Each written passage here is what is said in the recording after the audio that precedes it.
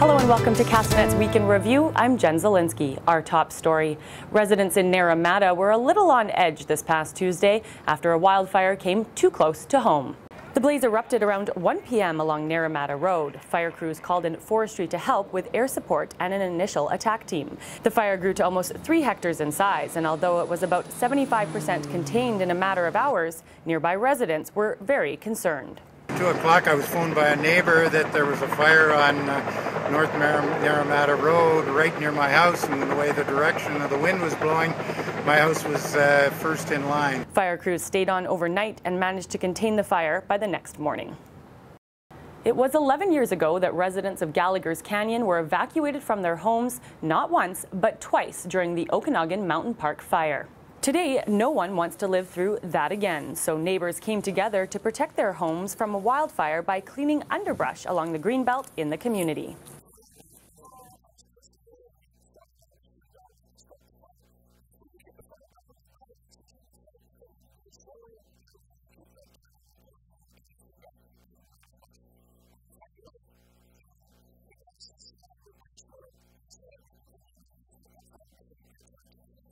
Gallagher's Canyon is the first area to participate in the Community Wildfire Protection Plan, although the city has identified 3 other areas with a large number of homes that are at risk of a wildfire due to dead underbrush. They are Quail Ridge, McKinley Landing, and the North Clifton area.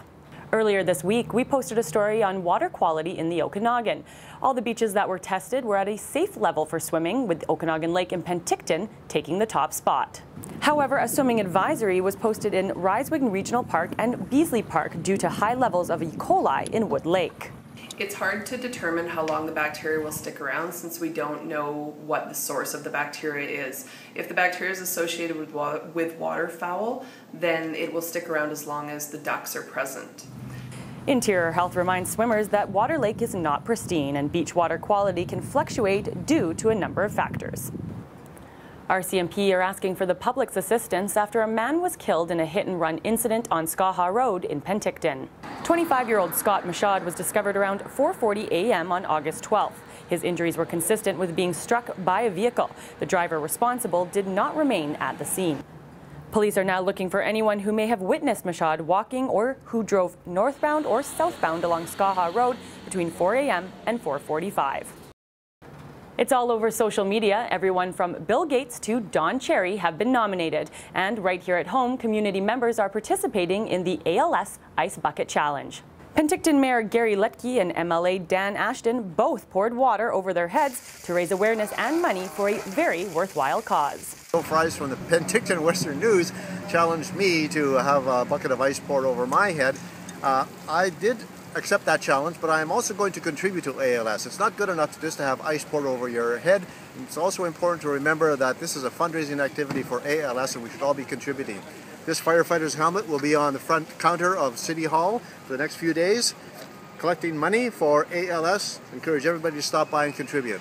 Thanks a lot. So once again, ALS, make your contribution.